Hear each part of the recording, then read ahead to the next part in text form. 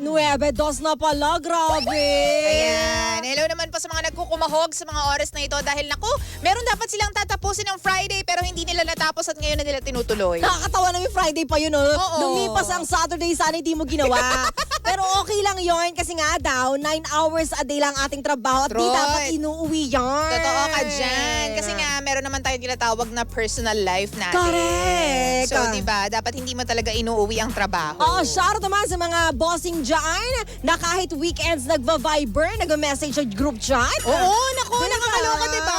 Nakakaloka. Naku, dapat, sir, alam mo, bigyan mo naman ng personal life or family life yung mga empleyado. Correct, kung ikaw wala kang buhay na sarili, huwag mo na kami damay dyan. Diba?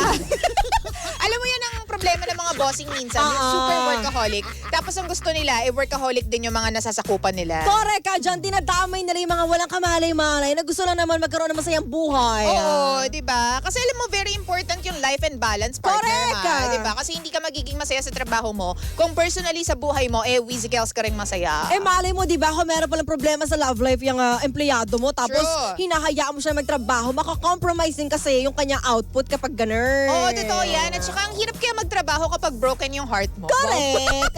At syempre Diba? kapag broken yung heart mo, huwag padala ka ng lihim na liham.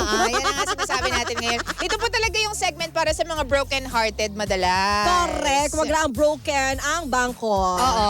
Carry lang yan. Kung medyo broken yung pocket mo ngayon, wag ka mag-alala. Kasi baka naman yung pocket mo hindi namin mabibigyan ng solusyon yan, no?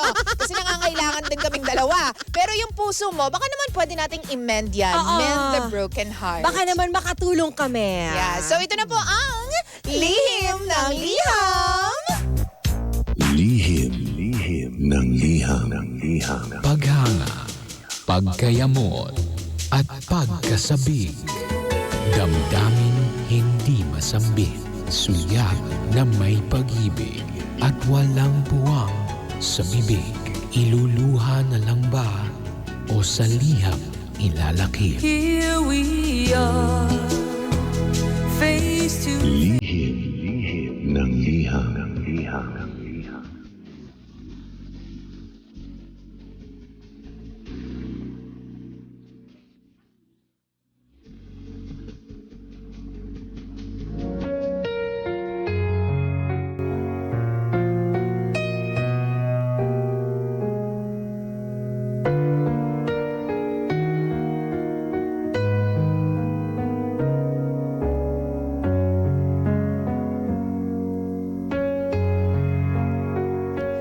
Magandang araw po mga mosang. Magandang araw din sa'yo at sana meron kang good morning. Morning, girl. Itago niyo na lamang po ako sa pangalang Donna. May anak po ako. 2 po sila. Isa po akong single mom. Same girl. Samed. Hindi ba uso yun? Samed. Last year po, meron po akong nakilalang lalaki na nagpabago sa buhay ko. Pangalanan na lang po natin siyang JC. Sobrang saya at sobrang sarap po sa pakiramdam. Feeling ko nga. Nung makilala ko po siya, tipong masasabi ko po na siya na lang pala ang kulang sa buhay ko. Ang dami pong nagkaroon ng meaning sa buhay ko nung dumating si JC sa akin. Pinaparamdam niya po sa akin lahat ng pagmamahal na gusto kong maramdaman. Pinapakita niya rin po sa akin na lahat ng kanyang intensyon ay totoo. Alam ko pong mahal na mahal ako ni JC, mga mosang. Pero eto na nga po yata yung sinasabi nilang red flag. Ayaw po sa kanya ng nanay ko, mga mosang. At kahit po yung pamilya niya, ay ayaw din sa kanya. Ay, me and you against the world. Ilang beses na po kasi siyang nakulong ngayong taon na ito. Wala po siyang trabaho at ang sabi po ng ilan ay user siya. Oh, okay. May plot twist pala. Ang sabi po nila, magiging endangered po ang buhay ko kapag sumama ako kay JC. Yan din po ang sabi ng mga kaibigan ko sa akin. In short, wala pong direksyon ang buhay ng lalaking mahal ko. Hindi ko po alam kung mabibigyan niya ba ako ng magandang future kasama na ang mga anak ko. At ang magiging anak namin kung sakasakali. So, buntis siya? Wala nakalagay eh. At Baka siya gusto mag-isip? niya lang. Oo. Oo. Baka gusto niya lang mabuntis. Mga mosang pa-advise naman po ako. Hindi ko lang po talaga alam ang gagawin ko. Kasi gusto ko po talaga siyang bigyan ng chance na magbago. Lahat naman po ng tao, mga mosang, deserve ang second chance sa buhay. Tama po ba yung ginagawa ko? O masyado lang po akong nabubulag dahil sa aking pag-ibig kay JC? JC. Ako kay JC? Salamat po in advance at sana makakuha po ako ng magandang advice mula po sa inyo at sa inyong mga tagapakinig. Muli, ako po si Donna at ito po ang lihim ng aking liham. Lihim ng liham. JC kasi! Kaya nga, okay ka na JC. sana eh. Perfect ka na sana eh. JC Jimperley. Kaya ako natawa, girl! Si JC, siya nga rin naisip ko Oo. pero di ako nag-react. Sorry na, nag-react ako.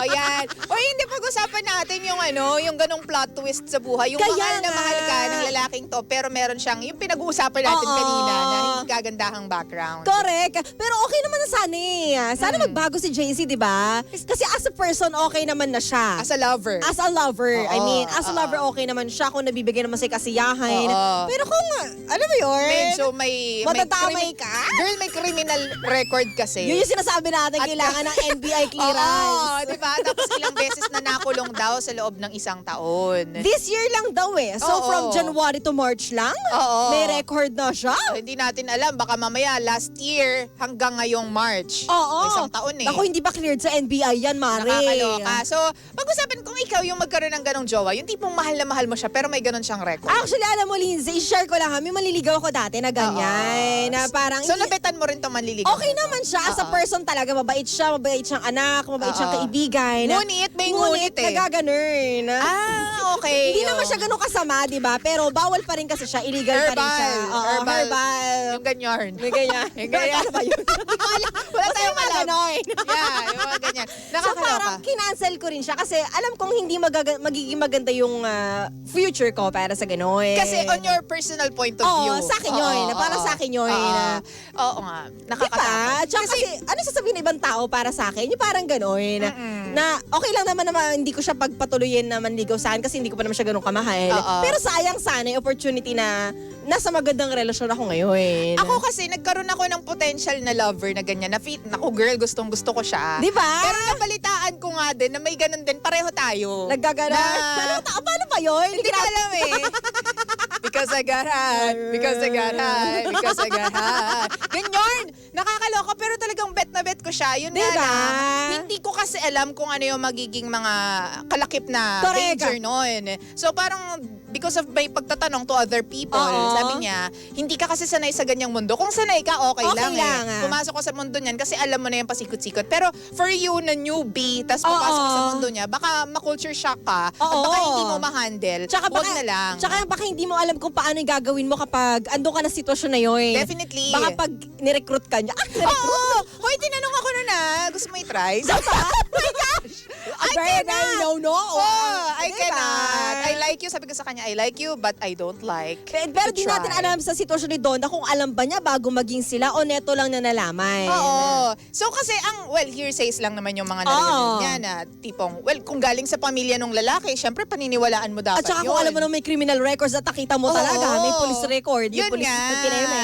So I guess, kung kaya mo siyang i-handle, kasi sanay ka sa ganyang sitwasyon, halimbawa, kasi alam mo, mag-jive lang yan kung alam mo yung ways eh. Oo. Diba? Kung halimbawa, tayo, DJs tayo, Oo. di ba? So kung magjojowa din ako ng kapwa ko DJ, alam natin yung mga ways nila. Correct. Kung paano siya magtrabaho, Maintindihan. kung paano siya makipag-mingle sa other people, Oo. kung paano yung schedule niya. Ganun din sa pag-ibig siguro. Kung Correct. pareho kayo ng mundo, madadalian ka lang siya i-handle. At makakapag-adjust ka. So sinasabi mong ano din to si Donna. Oo. Well, kung gusto niyang mag-adjust at kung talagang gusto niya talagang pumasok sa mundo nitong lover ni Oo. JC, why not? Why not? Ako, not No, talaga. not talaga. Cannot be. Oo, cannot be. Well, oo nga, kasi meron siyang 2 anak na binubuhay. Buti sana Correct. kung katawan niya lang. At saka kasi wala daw trabaho si JC. So saan siya kukuha ng pambili? Oo. Sa'yo din? Hingi. Diba? Sponsored. Hindi, di ba? Nakakaloka kasi kung pag-uusapan natin yung chance na maging okay yung relasyon eh. Oo. Pero kasi may 2 jugets na involved, so wag na. At saka kung mahal ka ni JC, alam naman niya mali yung ginagawa niya, magbabago dapat siya. Oo, totoo yan. Aalisin niya yung dati niyang ways na kahit na adik siya doon. Diba? Dapat ikaw lang kinakaadikan niya ngayon. Totoo. At saka para mag-work out yung relationship, Oo. dapat sabihin mo sa kanya na totoo ba to, ganyan. Correct. At nag-use ka pa ba hanggang ngayon? Kasi kung Oo. hindi tayo magiging okay. Katulad din ng sinasabi natin na dapat pasukin mo yung mundo niya, why not siya ang pumasok sa mundo mo? Totoo. Sa mundo mong okay naman. Oo. Sa mundo mong maayos ka naman. Oo, diba? diba? So yun, ako lagi mong iisipin yung buhay ng 2 anak Correct. mo. Basta may anak ka. Kasi once na pumasok ka sa mundo ni JC na sabi nga nung iba, Oo. user daw, nakakatakot lang yung pwedeng mangyari sa'yo. Correct. Sa mga anak mo, diba? Sige, sabihin na natin na let's give her partner the benefit of the doubt. Oo. Paano kung tumigil na nga yung lalaki? Nagbago siya para sa'yo. Nagbago siya para sa'yo. Di okay, walang problema. Oo, diba? tuloy niyo yung relationship yung dalawa pero maghanap siya ng trabaho. Oo. Magmahalan kayo, sabi nga nila, love will keep you guys alive.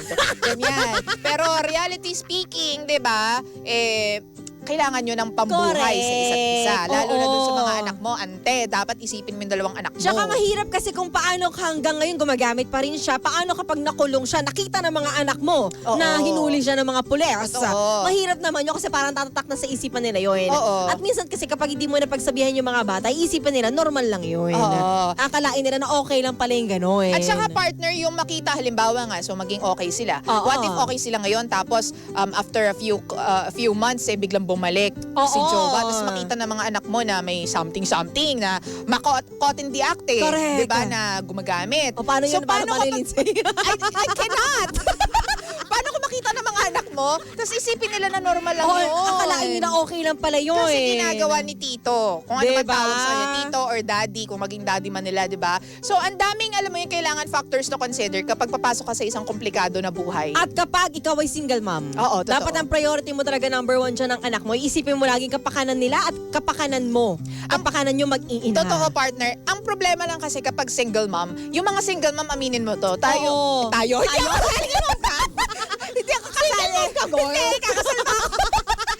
Kayo yung mga vulnerable sa Oy. at saka laging naghahanap ng pagmamahal. Correct. Emotionally diba? talaga attached kami sa mga lalaki dumarating sa Oo. buhay namin. Kumbaga, very vulnerable kayo. Kumbaga, Oo. may pakita lang sa inyo na care, ganyan. In short, utu-utu kami. Oo. Ayokong gamitin yung term na utu-utu, pero kasi emotionally gullible siguro. Actually, totoo yan, Lindsay. Kasi lahat nagpapakita sa inyo, ay, baka mamaya gusto niya ako, ganyan. Baka pwede naman pala kasi ang Oo, isip baka kasi mag-click kami, namin, ganyan. ang isip kasi namin mga single mom, wala nang gugusto sa amin. Oo. So kapag may dumating na lalaki para sa amin, yun na yun. Akala nila yun na yun. Oo, akala namin yun na yun, which is wrong. Oo. Sometimes kasi, hindi lang tayo, bakit hindi lang kayo nag-open ng eyes talaga to the whole picture Correct. na, uy, ang dami-dami pang pwede magmahal sa'yo. Oo. Hindi mo lang binibigyan ng chance sa sarili mo kasi nga, encapsulated ka dun sa idea na wala na magkakagusto sa akin. Kaya nga. Ganyan. Akala kasi nila lahat ng opportunities ginagrab kasi akala nga nila wala lang darating sa kanila. Totoo. Which is hindi, girl, you're a queen. Correct. Kaya dapat lagi mong iwagayway ang iyong watawat. You're a queen with the prince and princesses. Ganun. Yan. So,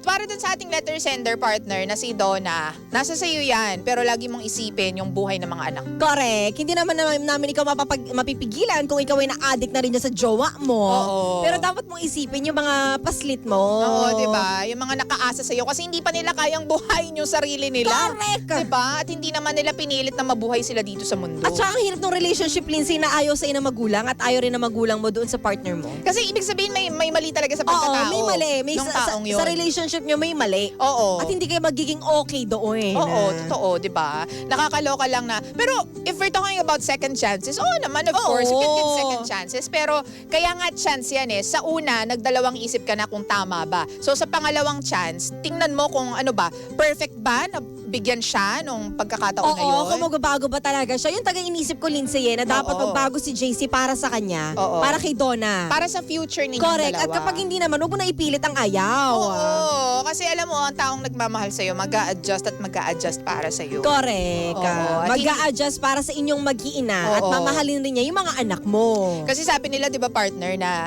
kapag mahal niyo yung isa't isa, mag-a-adjust kayo halfway. Oo. Di ba? Kumbaga magkakaroon kayo ng agreement na ganito tayo. Magko-compromise kayo. Compromise kayo sa isa't isa. Pero kung talagang sobra umaapaw, liglig yung pagmamahal sa inyo ng isang tao, iiwan niya yung buhay Correct. niya para lang maging tama yung relasyon ninyong dalawa. At hindi pa pwedeng ikaw ang magbabago para sa kanya. Ano, sasama ka na sa mga trip niya? Oo. Hindi naman pwede yun. Oo. Cannot be girl. Kaya kung mahal ka talaga ni JC, tatawirin niya ang kahit anumang bundok na yan para sa'yo. Lahat ng lubid na maninipis, tatawirin din niya. Oo, di ba? Bubog, lalakaran niya. Ganyan. Apoy Yun, kakainin niya. Di ba? Kung talagang mahal ka niya. Correct. Di ba? Love conquers all nga, sabi Siya nila. ang papasok sa mundo mo at hindi dapat ikaw. Oo. Okay lang sana kung halimbawa may mga minor na mga pangyayari lang. Oo. Pero kasi ibang usapan kapag user, girl. Oo, dapat kung may blatter lang siya kasi maingay siya, nagbaoy siya, okay lang yun. Kaya umihi sa daan, di ba? Bawal umihi dito, pero umihi siya. Carry lang yan eh. Oo. Wala namang problema dyan. Pwede mong shake it off lang yan. Pero hindi iba yung user, girl. Correct, iba yung police report eh. Oo, Di ba? di Okay ba? lang, okay yung blatter sa barangay lang yun. Don't get us wrong ha. Yung mga user po, kapag nagbago yan, na talaga nag-decide sila na tigilan na, we commend you for that. Oo, I mean, talagang palakpak po kami ni Iska Oo, para sa correct ka inyo. dyan. Pero kung talagang paulit-ulit na bumabalik sa bisyo, kasi hindi nila mapigilan dahil addicted pa rin nga hanggang ngayon, at may ibang mapapahamak dahil doon, eh yun ang no-no sa amin. Cannot be talaga yun, X, Mare. oo. X yun, cancelled agad-agad. Yeah, same. Kaya doon na mag-isip-isip ka sa ngayon. Oo, mahal mo yan, pero dapat mas mahal mo yung mga anak mo. Sa true. Dapat Ay, silang nako. iniisip mo. Diba? Uy, oras natin sa buong kapulaan. Silipin mo yung orasan mo, Mare. Huy, pangga, 9:19 pa lang ng umaga, di ba? Palang. Yeah! Ang galing natin sa part na yan. Kaya Check. nga. Oh, diba? Diba? Hanggang mamayang alas 11, inyo pa po kami makakasama. Of course, ako pa rin po ang nag-iisang girlfriend mo sa radio. My name is Lindsay. At syempre, kasama magkapiling rin ang nag-iisang Mayora mo sa radyo, Mayora Iska. At tayo pa rin po ang number 1, 6.7 Energy FM. Pangga, huwag mo sabihin radyo, sabihin mo...